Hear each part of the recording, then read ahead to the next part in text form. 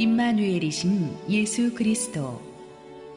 마태복음 1장 18절에서 25절 말씀입니다.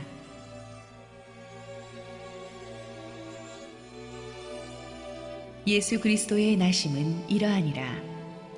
그의 어머니 마리아가 요셉과 약혼하고 동거하기 전에 성령으로 잉태된 것이 나타났더니 그의 남편 요셉은 의로운 사람이라 그를 드러내지 아니하고 가만히 끊고자 하여 이 일을 생각할 때에 주의 사자가 현몽하여 이르되 다윗의 자손 요셉아 내 아내 마리아 데려오기를 무서워하지 말라.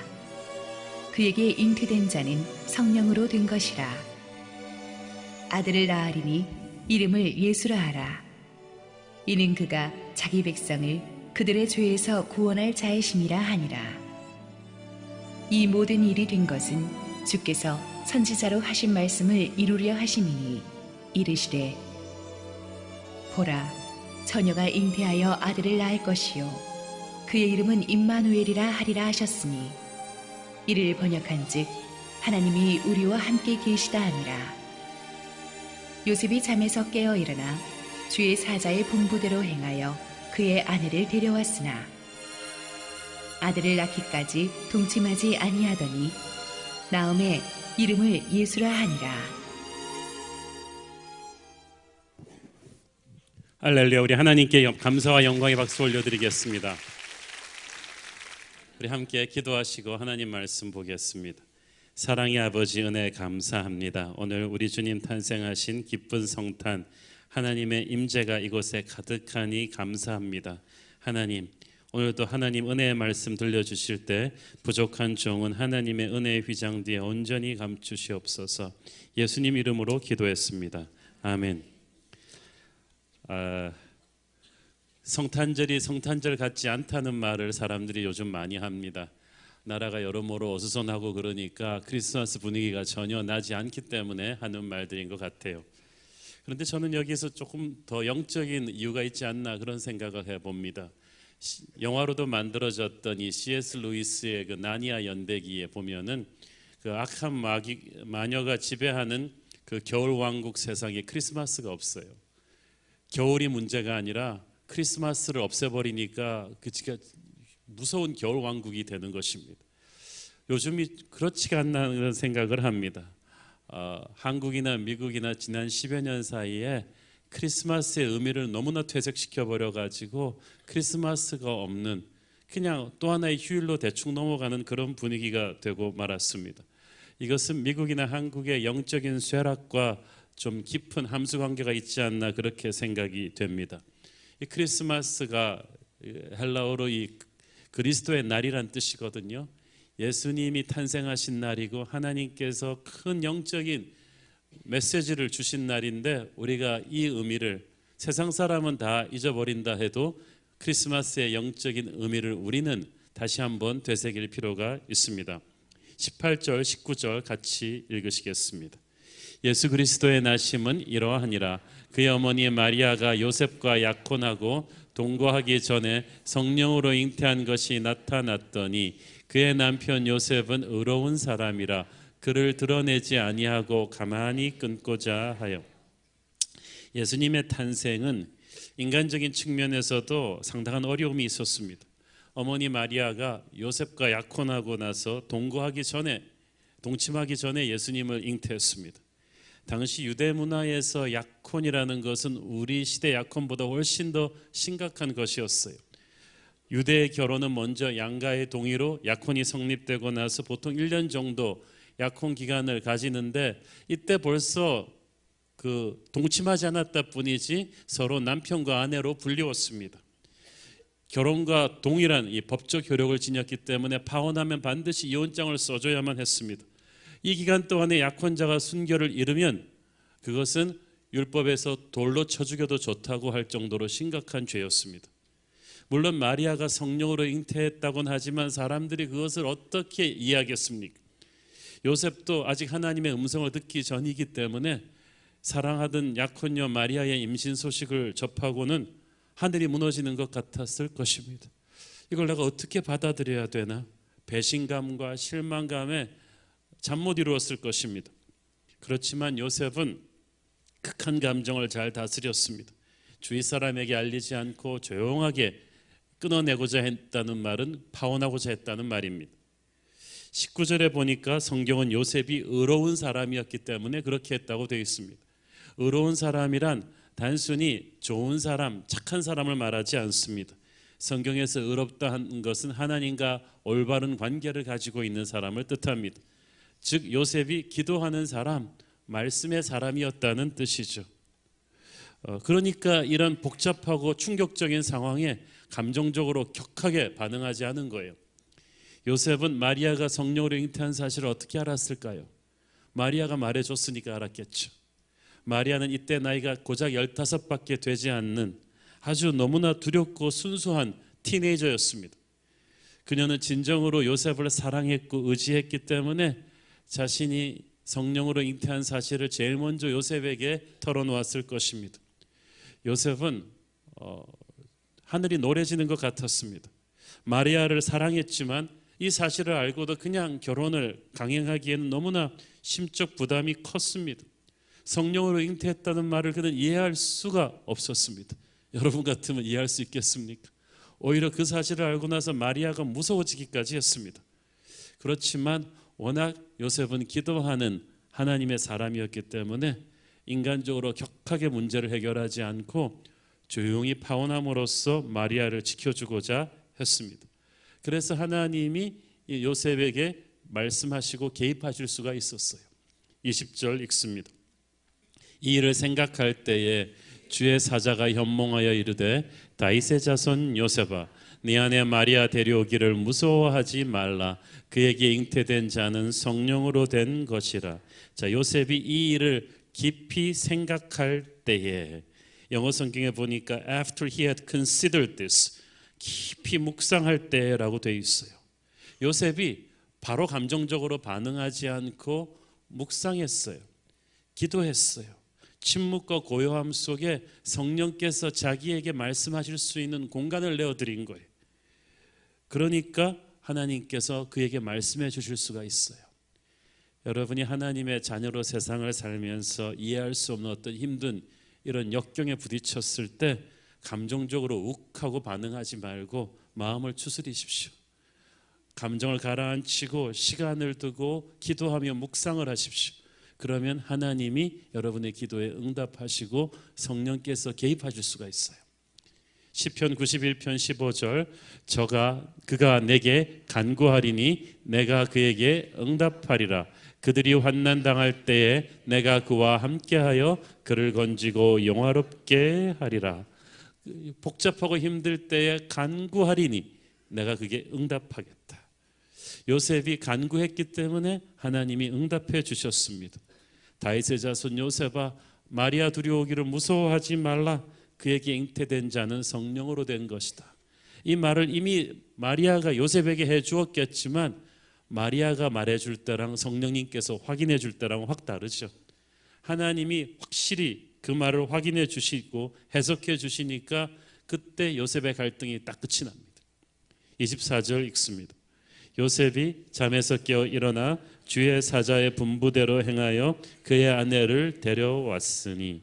자, 여러분, 갈등은 하나님 음성 듣기 전까지고 기도해서 하나님 음성을 듣고 나면 갈등 끝, 순종 시작. 그 다음부터 움직여야 돼요. 요셉이 갈등을 끝내고 마리아를 자기 집으로 데려왔죠. 왜냐하면 그렇게 해야 마리아의 배가 불러도 사람들의 구설수에 오르지 않습니다. 환상을 보고 말씀을 이해했으면 순종해야 됩니다. 하나님께서는 요셉의 순종을 통해 역사하셔서 아기 예수 탄생의 아름다운 드라마를 완성시켜 가십니다. 그래서 한 가지 주목할 것은 이 하나님의 사자가 요셉을 다윗의 자손이라고 불러주셨다는 사실입니다. 실제로 그렇습니다. 이 촌사람 요셉이 다윗 왕의 직계손이었습니다. 27대 손입니다. 아마 평안한 시절이었으면 요셉은 이 왕의 혈통으로 대접받고 살았을 거예요. 그런데 그 수백 년 전에 어떤 일이 일어나요? 바벨론의 침공으로 나라가 망해요. 그래서 왕손과 귀족들 다 죽고 죽고 포로로 흩어지고 그리고 바벨론에 70년 끌려갔다 오면서 완전히 민족이 흩어지고 쪼개져 버렸어요. 그래서 가세가 기울어 가지고 다윗의 씨들도 다 어디로 흩어져서 찾을 수가 없게 되었고 요셉도 나사렛의 가난한 목수 가문으로 전락해 있었습니다. 아무도 그가 다윗의 직계 후손이라는 걸 몰랐어요. 아마 요셉 자신도 하루 벌어 하루 먹고 살기 바쁘니까 그런 데는 별로 신경 쓰지 않았던 것 같아요. 그러나 사람은 잊어버려도 하나님은 잊지 않으십니다. 하나님은 여러분을 속에 흐르고 있는 하나님의 사명을 잊지 않으셨어요. 예수님은 성령으로 잉태되셨지만 예수님의 육체 아버지가 될 요셉만은 하나님의 약속대로 다윗의 혈통이어야만 했어요. 하나님의 마음에 합한 사람 다윗, 이스라엘 500년 왕조의 그 기초를 세운 위대한 왕 다윗이 예수님의 조상이었어요. 그뿐 아니라 마태복음 1장 1절을 보면 아브라함과 다윗의 자손 예수 그리스도라고 되어 있습니다. 다윗에서 또 14대를 또 거슬러 올라가면 아브라함이 있어요. 믿음의 조상, 모든 유대인들이 자신들의 영적 아버지로, 육체적인 아버지로 보는 위대한 유대의 인물이에요. 그러니까 예수님이 아브라함과 다윗의 자손이라고 하니까 그것만 보면 굉장히 예수님이 아주 성골 중에 성골 집안인 것 같죠? 그러나 한꺼풀 들치고 보면 아브라함과 다윗 또한 한없이 결점이 많은 죄인들이었어요. 아브라함은 우리도 알다시피 믿음의 조상이라고는 하지만 그렇게 되기까지 시간이 많이 걸렸죠. 아내가 누이 동생이라고 거짓말도 2번씩 했죠. 연약한 죄인이었습니다. 다윗도 그랬습니다. 하나님의 마음에 합한 사람이었지만 부하 우리아의 아내 밧세바와 간음해서 엄청나게 많은 파장을 이스라엘 역사에 불러일으킨 인물이기도 합니다.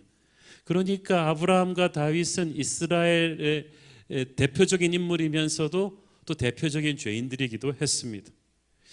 그뿐이 아닙니다. 오늘의 본문 직전인 마태복음 1장 1절부터 17절까지 아브라함과 다윗 사이에 있는 예수님에 이르기까지 예수님의 그 육체적인 조상들의 족보를 보면 거기 포함되어 있는 인물들을 보면 정말 가관입니다. 우리 같았으면은 좀 체면 유지를 위해서 좀 편집했을 인물들도 다 들어가 있어요. 다말이 있어요. 시아버지 유다와 근친 상간에서 아이를 가진 여자입니다. 라합이 있습니다. 이 사람은 여리고의 기생이었습니다. 룻은 이방인 모압 여인으로 나중에 재혼한 유대인 보아스와 재혼한 사람입니다. 밧세바는 유부녀이면서 다윗과 불륜의 관계를 가졌다가 남편이 죽고 난 뒤에 또 다시 다윗의 아내가 된 사람이에요. 그 스토리까지 예수님의 조상의 족보에 다 기록해 놓았습니다. 르호보암이 있습니다. 지독한 우상 숭배와 폭정을 펼쳐서 나라를 두동강낸 인물인데 그 사람도 예수님의 조상의 족보에 이름을 올려놓고 있어요. 여러분 혹시 자신의 출생 성분 때문에 내 조상 중에 좀 그런 사람들이 있어서 열등감 가진 분들이 있다면 오늘 예수님의 족보를 보고 위로받기 바랍니다. 하나님의 아들 예수님의 육체 조상들의 이 족보도 정말 부끄러운 사람들이 많았어요. 한 개인만 이런 부끄러운 사연이 많았던 게 아니라 이스라엘이 국가적으로도 부끄러운 사연이 있었어요. 그것이 마태복음 1장 11절에 나옵니다. 바벨론에 포로로 잡혀갔을 때에 한두 사람 포로로 잡혀간 게 아니라 나라가 망하고 나라의 중요한 사람들이 전부 다 포로로 끌려갔을 때 그 얘기예요. 우리나라로 치면은 일제강점기 그 36년은 우리가 다시 언급하기도 싫은 한국 역사에서 지우고 싶은 그런 수치스러운 거예요. 바벨론 포로 생활 70년이 이스라엘 민족에게는 그랬어요. 그런데도 하나님께서는 굳이 그 사실을 예수님의 족보에 다 언급하셨어요. 바벨론의 포로로 너희들이 잡혀가던 그 수치스러운 때에도 하나님의 족보는 계속되었다. 하나님께서 이스라엘의 한 사람 한 사람 개인의 죄나 국가적인 수치나 다 공개하시고 신약 성경을 시작하신 것입니다. 우리는 굉장히 족보 잘 따지는 민족이잖아요.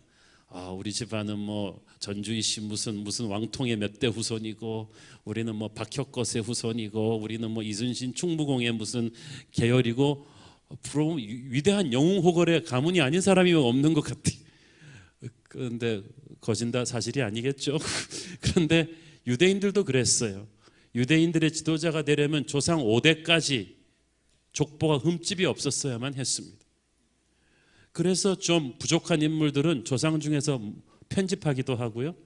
바벨론 포로 시절 같은 거는 그냥 뭉텅그려서 넘어가기도 하는데, 예수님의 육체의 조상들의 족보는 하나님께서 마태복음 1장 1절부터 17절까지, 다시 말해서 신약 성경 오프닝에 싹 다 공개했어요. 가감없이 그들의 추악한 죄의 모습까지도 다 공개했습니다.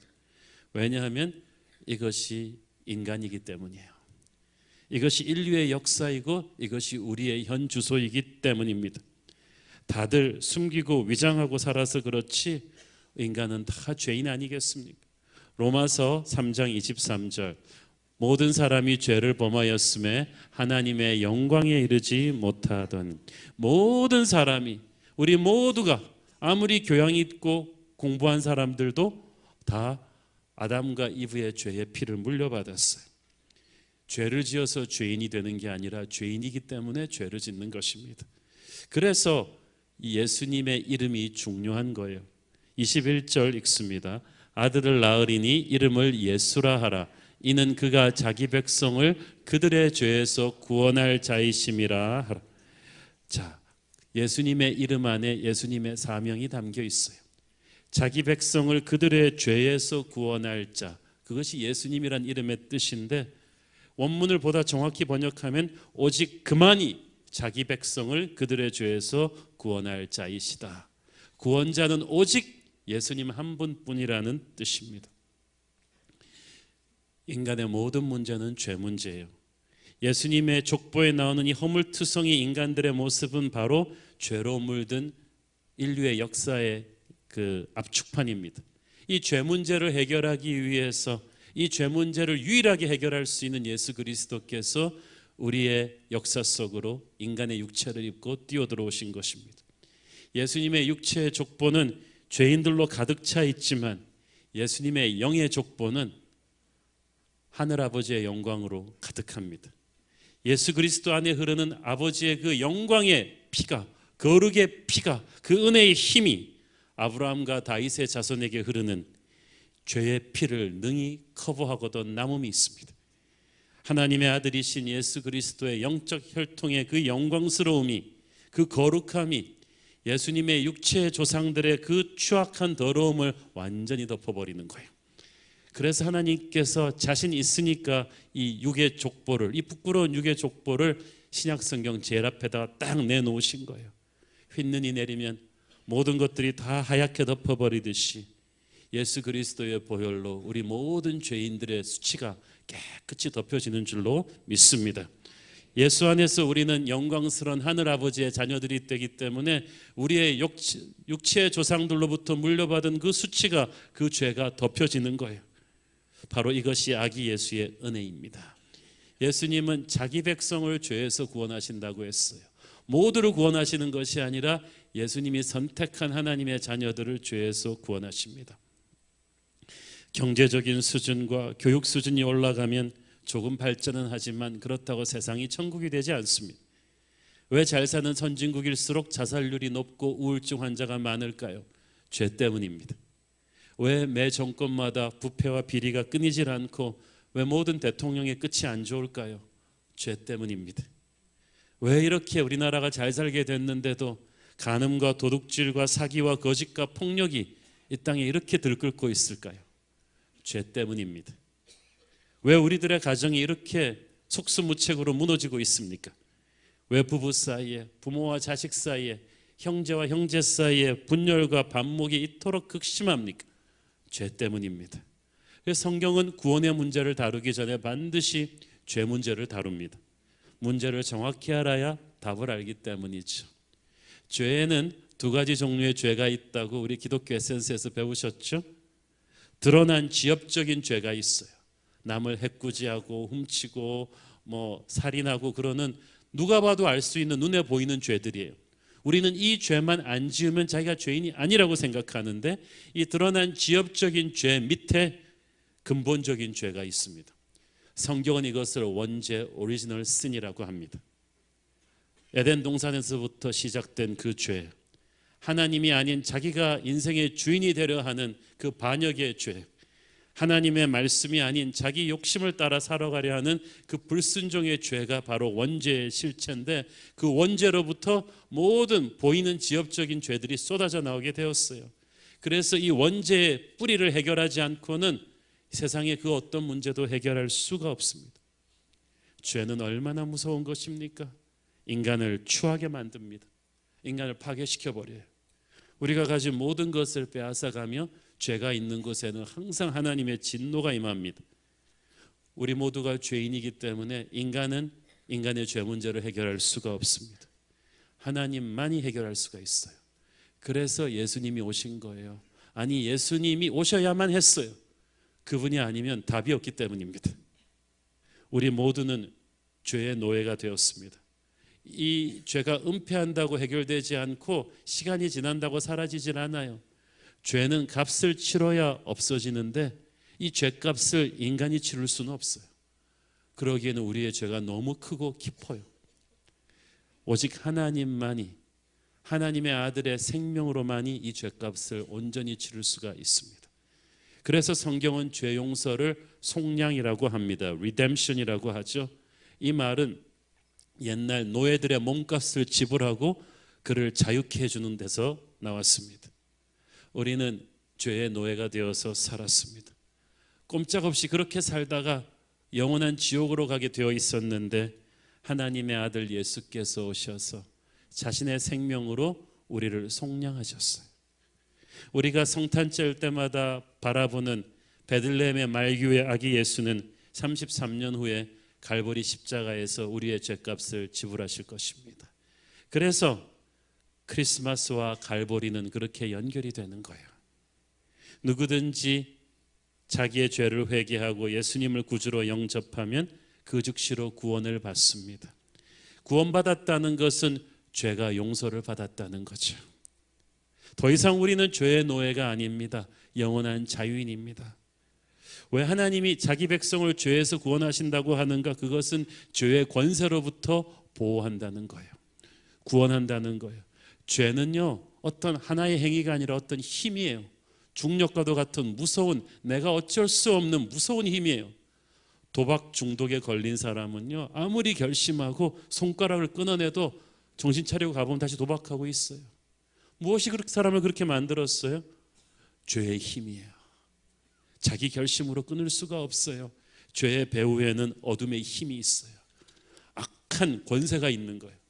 그래서 주기도문에는 우리를 악에서 구하옵소서라고 되어 있는데, 영어 성경에는 Deliver us from the evil one, 악한 인격체로부터 구하옵소서. 죄의 배후에는 마귀가 있습니다. 악한 인격체가 있어요. 에덴 동산 때부터 인간을 유혹하고 파괴하고 속이는 것이 전문인 마귀가 이 세상 권세를 쥐고 우리를 노예로 삼았어요. 그런데 예수님이 탄생하시면서 마귀의 세력에 치명타가 가해졌어요.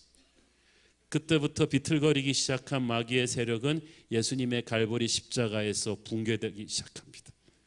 그런 의미에서 노르망디 상륙작전이 2차 대전 때 나치 독일의 패망의 시작이었듯이 베들레헴의 아기 예수의 탄생은 이 세상 권세 잡은 마귀의 붕괴의 시작이었던 거예요.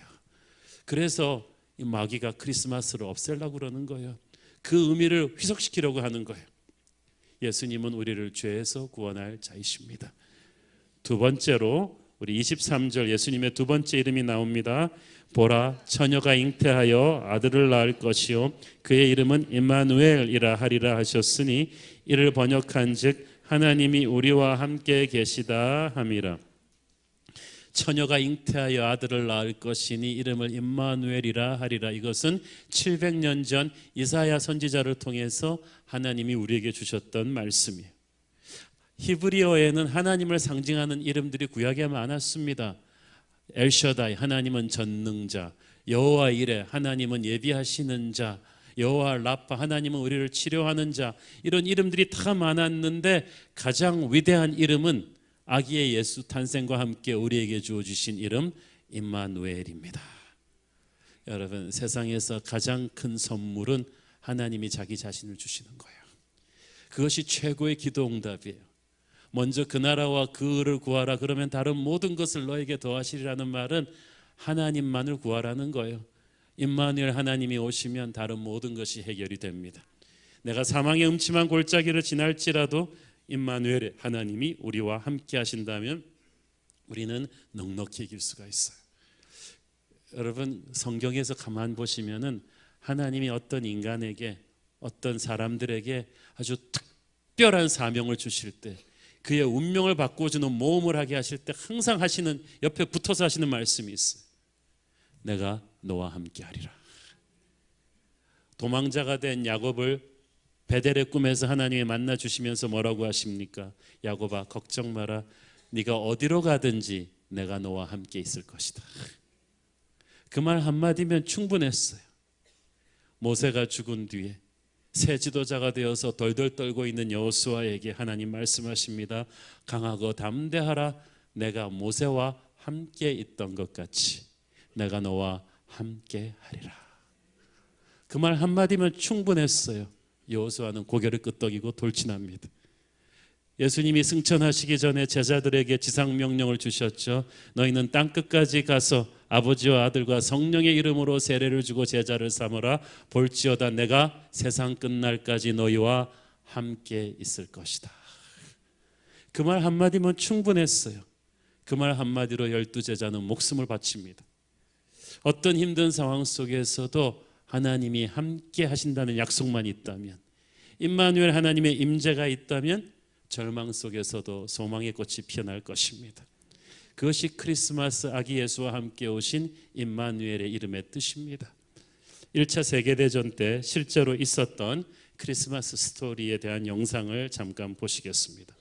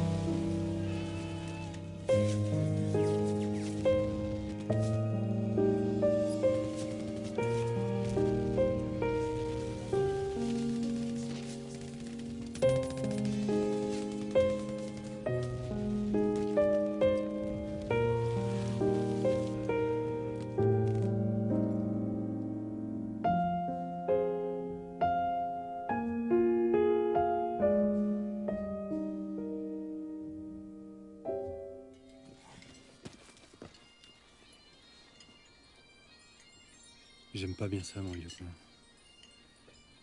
C'est peut-être une diversion vu d'un seul coup, non?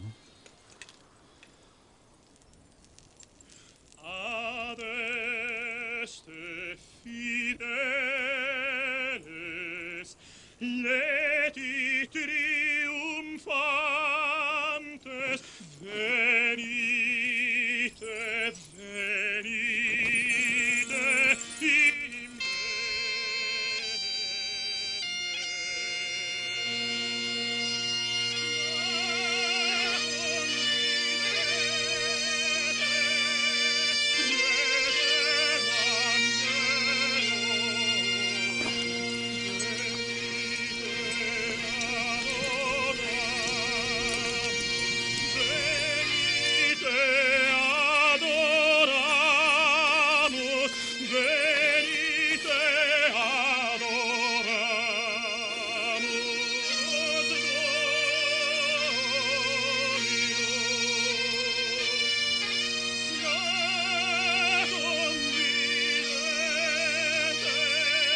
Redem angelorum, venite adoramus,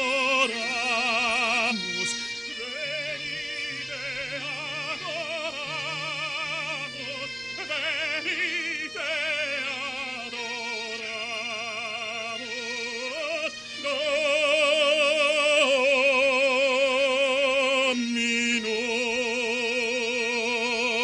Dominum. 그 영상에 나오지 않는 이 후속 스토리는 그렇게 해서 이제 휴전이 끝난 다음에 이틀 있다 다시 전투를 재개해야 되는데 양쪽 병사들이 방아쇠를 당기려 하지 않아 가지고 양쪽 사령부에서 나중에는 할 수 없이 그쪽 전선의 부대들을 전부 다 이동시켜서 다른 부대로 바꿔야 됐다는 그 스토리가 있습니다. 이 죽고 죽기는 끔찍한 절망의 전쟁터의 포성을 이 크리스마스의 찬양이 순식간에 멈추게 했습니다. 방금 전까지 서로 총검을 겨누고 살벌하던 이 병사들의 영혼에 누군가가 영적인 쉼표를 확 찍어버린 거예요. 그것이 크리스마스의 힘입니다. 음악의 힘이 아닙니다. 그 크리스마스의 찬양의 주인 되신 죄인된 우리 인간들을 구원하기 위해 오신 아기 예수의 영이 그들 속에 있던 그 살벌한 전쟁의 영을 압도한 거예요. 설명할 수는 없지만 아기 예수의 임재는 절망적인 상황 속에서도 소망의 불을 밝혔습니다. 우리가 요즘 연말연시 분위기가 너무 가라앉았다고 말합니다. 정치권이 어지럽고 경제가 힘들고 안보가 불안하고 사는 게 전쟁 같다고 말합니다. 그러나 전쟁 같은 것이지 진짜 전쟁은 아닙니다. 서로 진짜 전쟁터 한복판에서도 우리가 크리스마스를 잃어버릴 수는 없습니다. 그것이 바로 나니아 연대기의 겨울왕국의 마녀가 하는 것처럼 겨울에서 크리스마스를 빼버리겠다는 세상 권세 잡은 마귀의 전략입니다. 그러나 우리는 마귀가 죽여버린 이 크리스마스의 스피릿을, 이 불꽃을 우리 믿음의 사람들이 다시 피워올려야 될 줄 믿습니다. 크리스마스의 예수님은 어떤 상황 속에서도 우리와 함께 하시는 임마누엘의 하나님이십니다.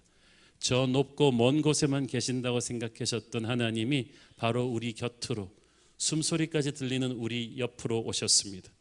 아직도 세계는 전쟁과 테러와 불경기와 AI 조류독감 확산의 온갖 어려움들로 가득 차 있습니다.